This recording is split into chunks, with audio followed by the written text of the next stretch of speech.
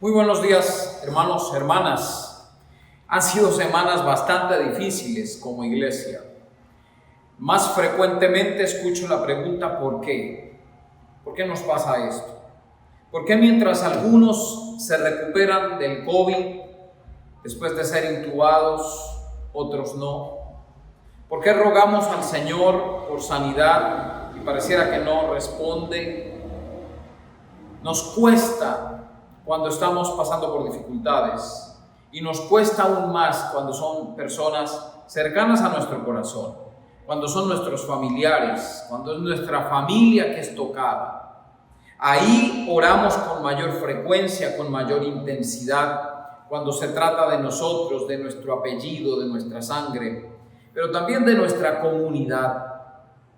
Nosotros como iglesia hemos estado pasando semanas muy difíciles, meses muy difíciles. El primer golpe fuerte de los últimos meses, la partida de nuestra hermana Gloria Torres, y de ahí para acá enfermedades, algunas muertes también, aflicciones, negocios quebrados, oraciones que están al parecer en pausa, porque por lo menos como queremos no han sido respondidas. ¿Qué pasa?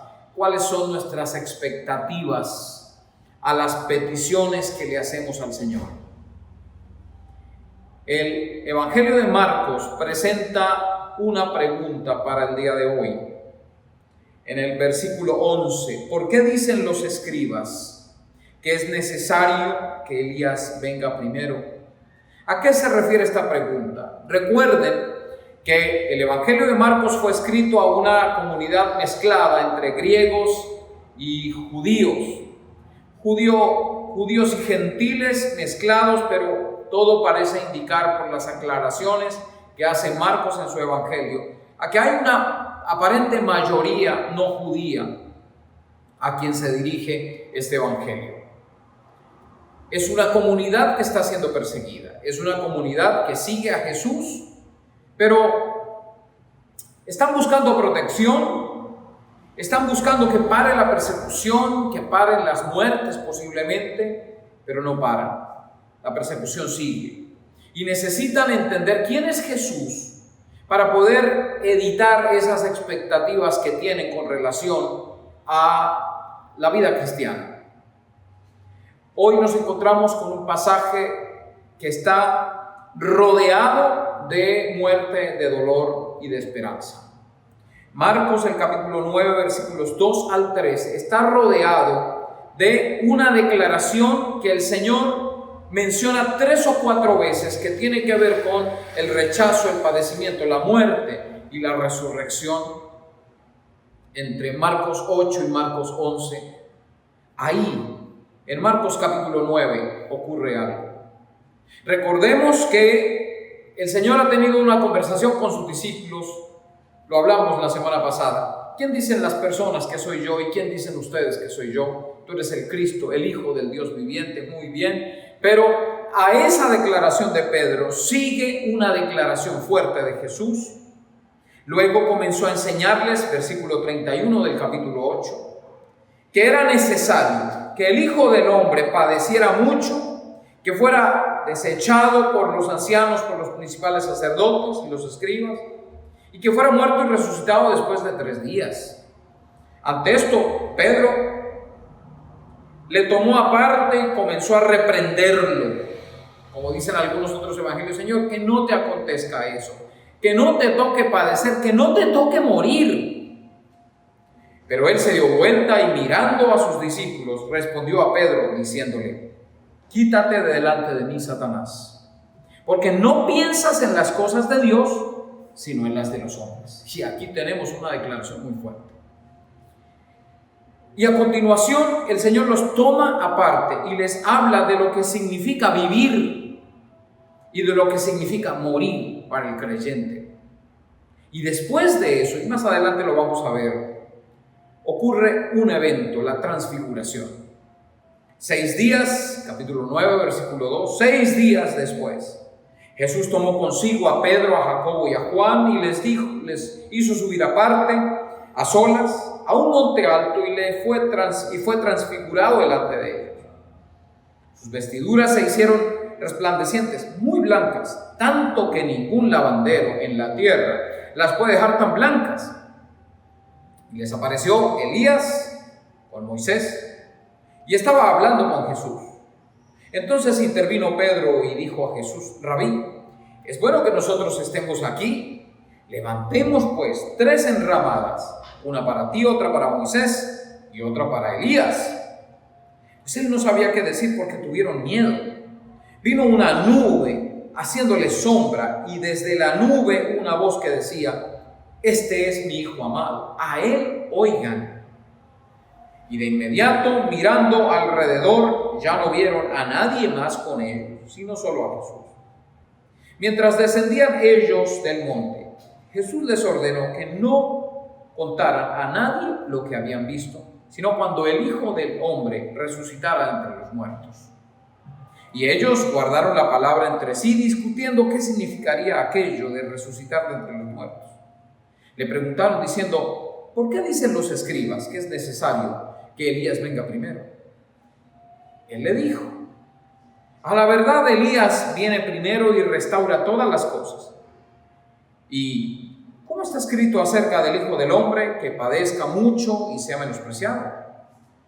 Sin embargo, les digo que Elías ya ha venido e hicieron con él todo lo que quisieron, tal como está escrito de él. ¿A cuál Elías se refería Jesús? ¿Al Elías histórico o al que vino y comenzó una restauración religiosa? ¿O se refería a Juan el Bautista, el que vino como Elías a iniciar lo que se conocería luego como el reino de los cielos aquí en la tierra? Esta comunidad cristiana debía entender a través de esta historia, y por eso Marcos organiza el Evangelio así. Debía entender que sí es posible padecer, ser perseguido y morir, pero la realidad de la resurrección debe tener más peso frente a esta realidad.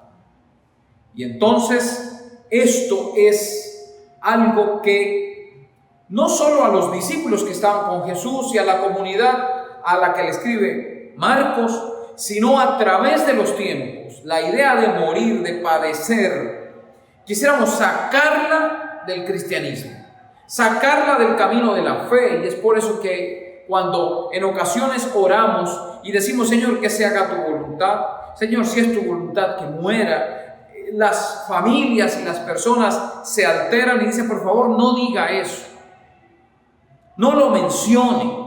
Algunos dicen: las palabras tienen poder, si usted lo dice puede ocurrir porque usted trae eso con las palabras. Bueno, eso no es muy bíblico que digamos, ¿no? Eso es muy humanista. Las palabras que tienen poder son las del Señor, y es cuando el Señor ha dicho que ocurran las cosas. Pero vemos a través de la palabra que es posible. Tenemos un Dios poderoso que puede restaurar, que puede levantar la empresa, la persona, el negocio, lo que sea. Pero también es posible que ese Dios poderoso permita padecer, si es su voluntad, y permita morir, porque hay una realidad mayor. Y vamos a ver cuál es esta realidad y cuáles son los deseos en lo que he llamado: ¿esperamos vida, poder y gloria? Esa es la pregunta para desarrollar hoy. ¿Esperamos vida, poder y gloria? En el contexto de la pregunta de Elías, ¿y qué tiene que ver Elías en todo esto? Trataremos de averiguarlo. El Señor ha dicho que Él, siendo el Mesías, va a ser desechado, menospreciado, desechado por los sacerdotes, los escribas, los ancianos, y será muerto, pero resucitará después del tercer día. El Señor quiere hacer énfasis en la realidad de la resurrección, en la verdadera vida, pero ellos están conmocionados por el rechazo, por el sufrimiento y la muerte. Ellos no quieren, y por eso Pedro lo llama aparte y lo reprende. ¿Quién reprende a Jesús, por favor? Comienza a reprenderlo. ¿Cómo se te ocurre que vas a decir que tú eres el Mesías, que tú has venido a restaurar todo esto y que vas a ser rechazado por quienes deberían aceptarte y que vas a morir? A lo cual el Señor le responde diciendo: quítate de delante de mí, Satanás.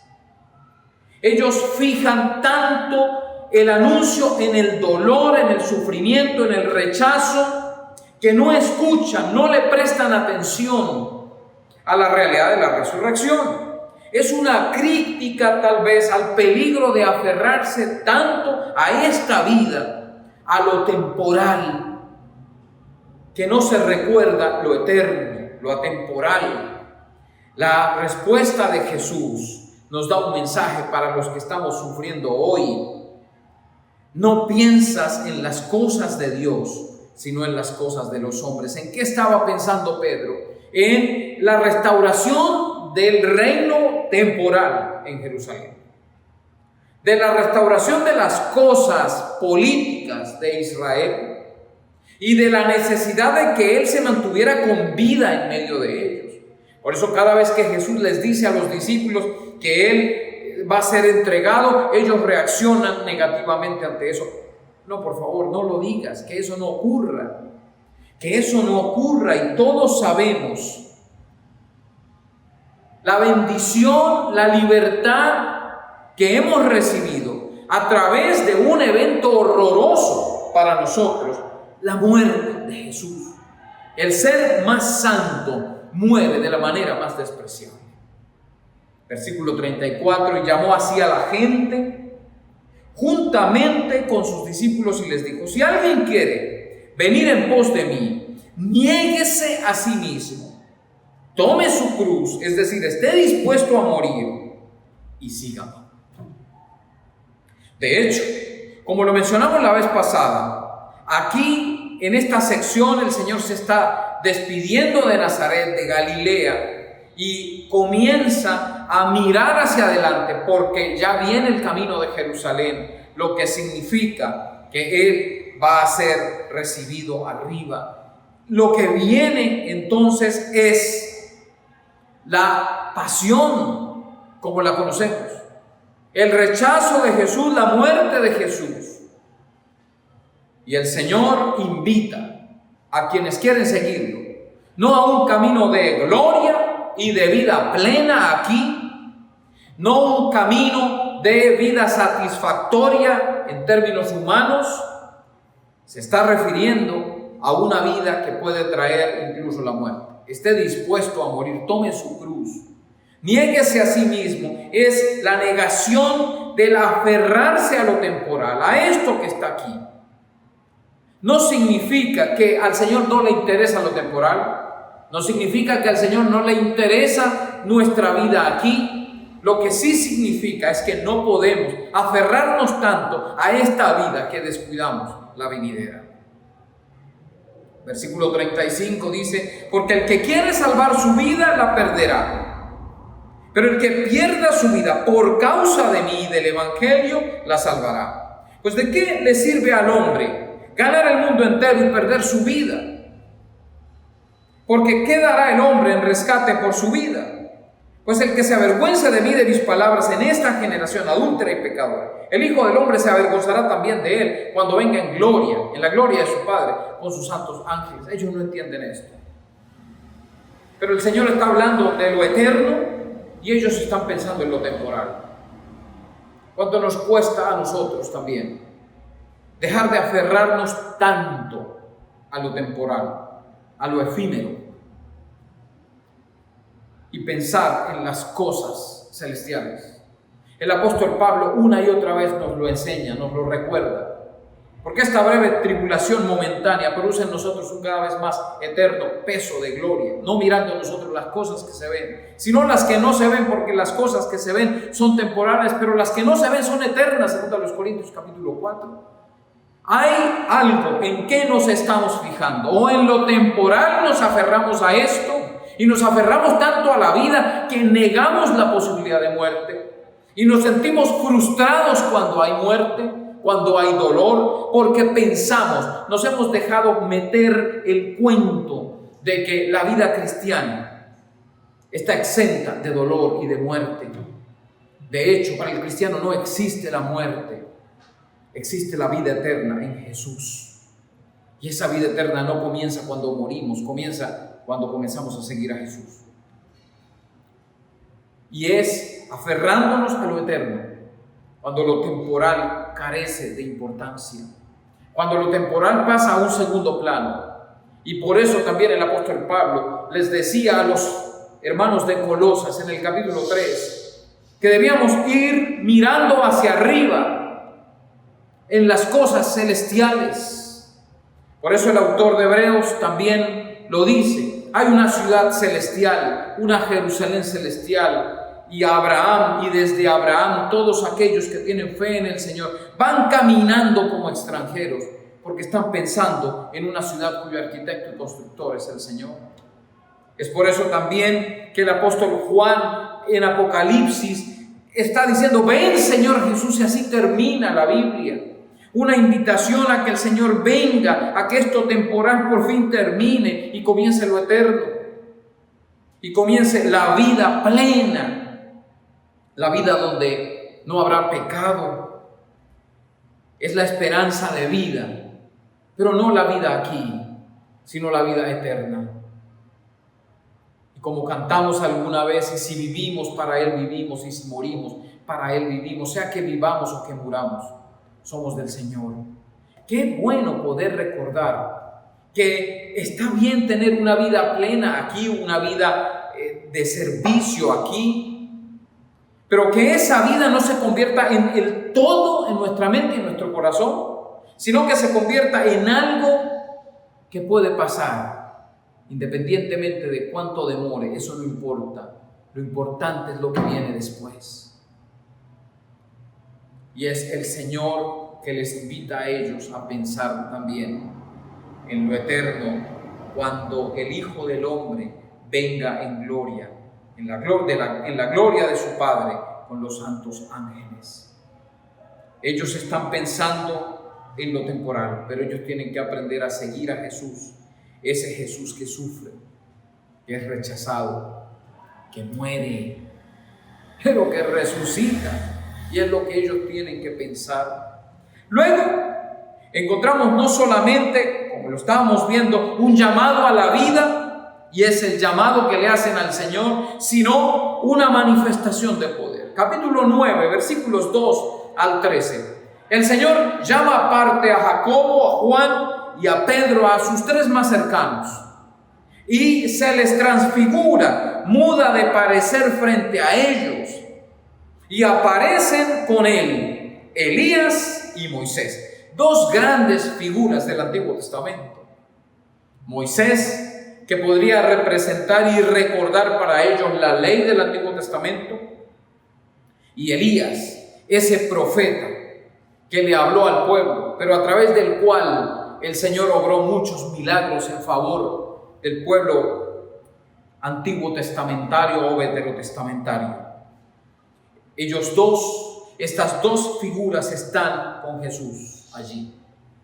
Y Jesús, entonces, cuando está con ellos, Él resplandece. Recordando a Moisés cuando alguna vez resplandeció, sus vestiduras después de haber estado con el Señor brillaban tanto que parecía como si fuera el mismo sol. Ahora es Jesús.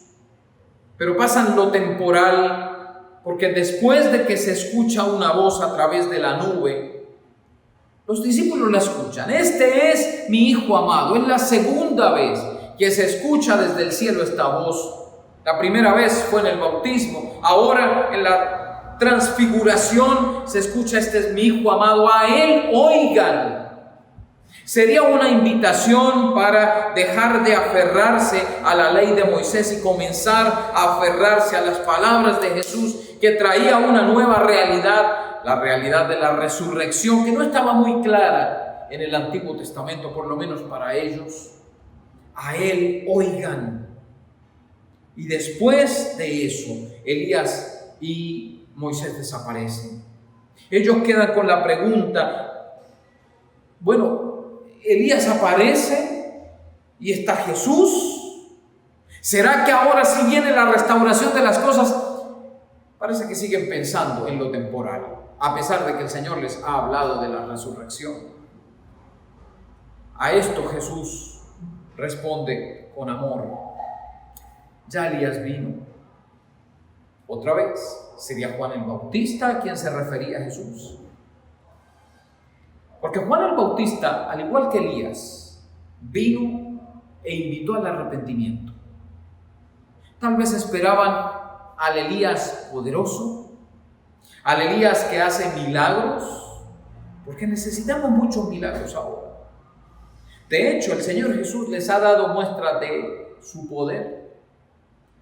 Esa manifestación de poder, no solamente a través de la transfiguración, sino que a continuación, los versículos 14 en adelante, hay un muchacho con un espíritu inmundo. Los discípulos han tratado de sacarlo, de liberar a este muchacho, pero no ha sido posible. Jesús, con su sola presencia, tumba al espíritu, y con su palabra el espíritu sale y el muchacho queda libre.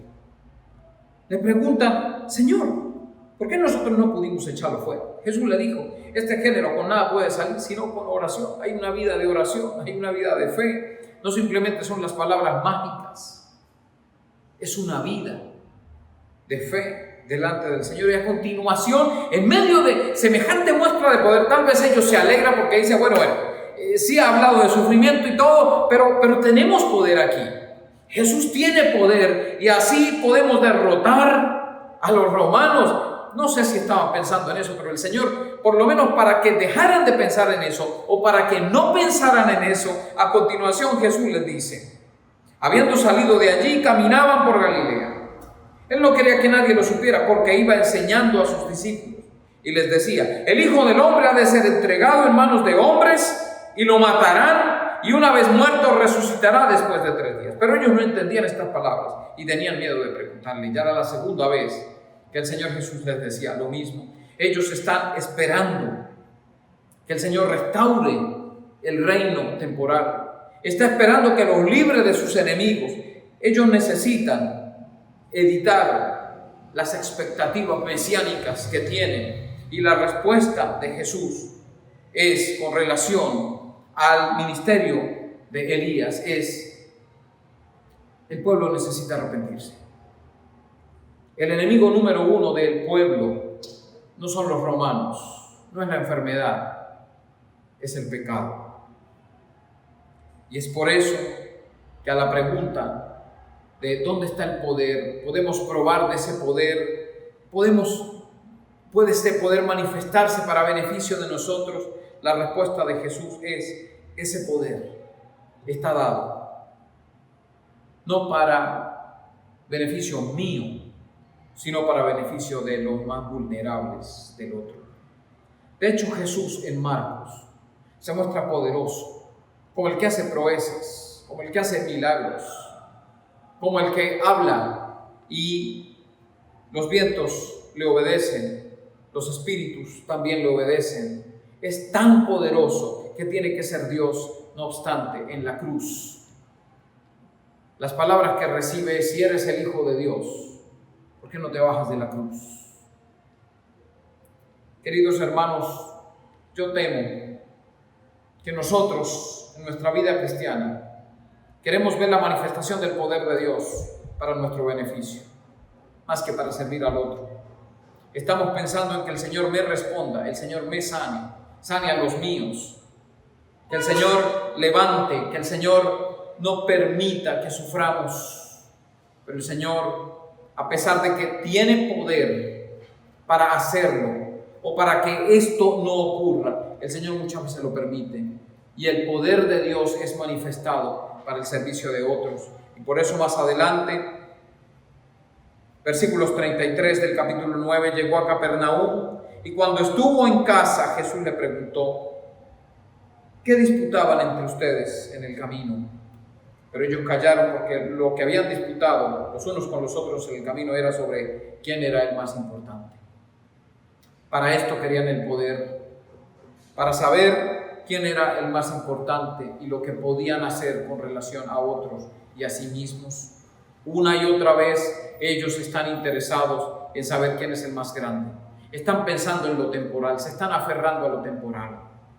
¿No nos ocurre lo mismo cuando queremos el poder de Dios para nuestro beneficio y no pensamos en el otro? Seguimos pensando entonces como los discípulos de Jesús. Pensaban en ellos mismos, pensaban en lo temporal.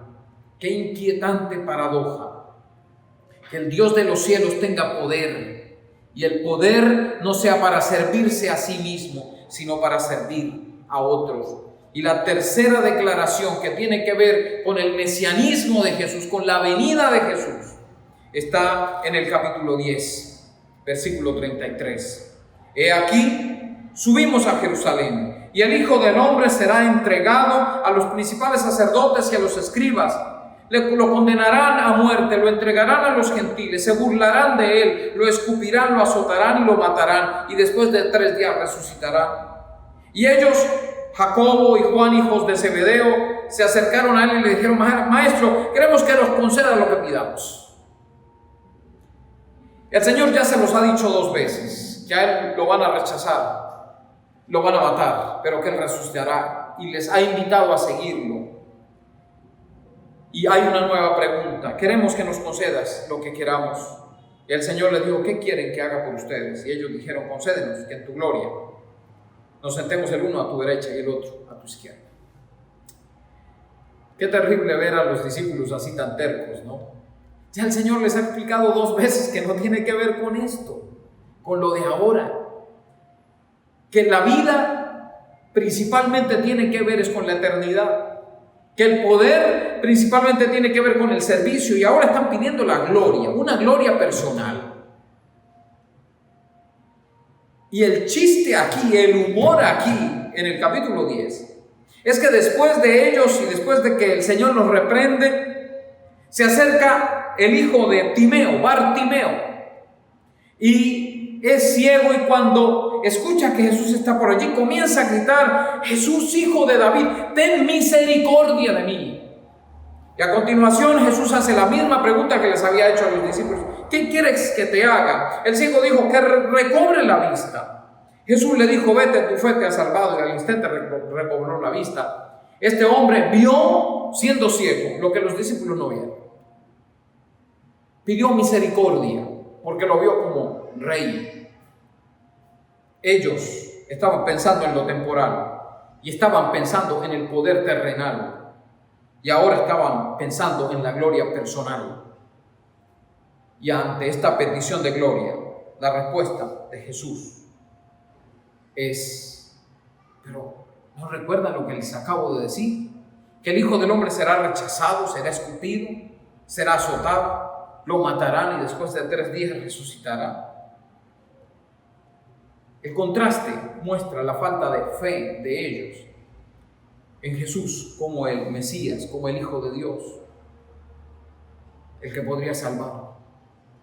Este ciego ve lo que ellos no. La fe de Bartimeo lleva a seguir a Jesús por las razones correctas, por la persona que es, no por lo que Él puede dar ni por su poder temporal. Este hombre rechazado porque era un ciego ve la gloria de Dios en él y lo sigue. Los discípulos lo abandonan, aunque después son restaurados, y gracias al Señor damos por eso. Qué bueno que en medio de esta pandemia nosotros recordemos, queridos hermanos, que hay una vida a la cual debemos aferrarnos, y no necesariamente es esta.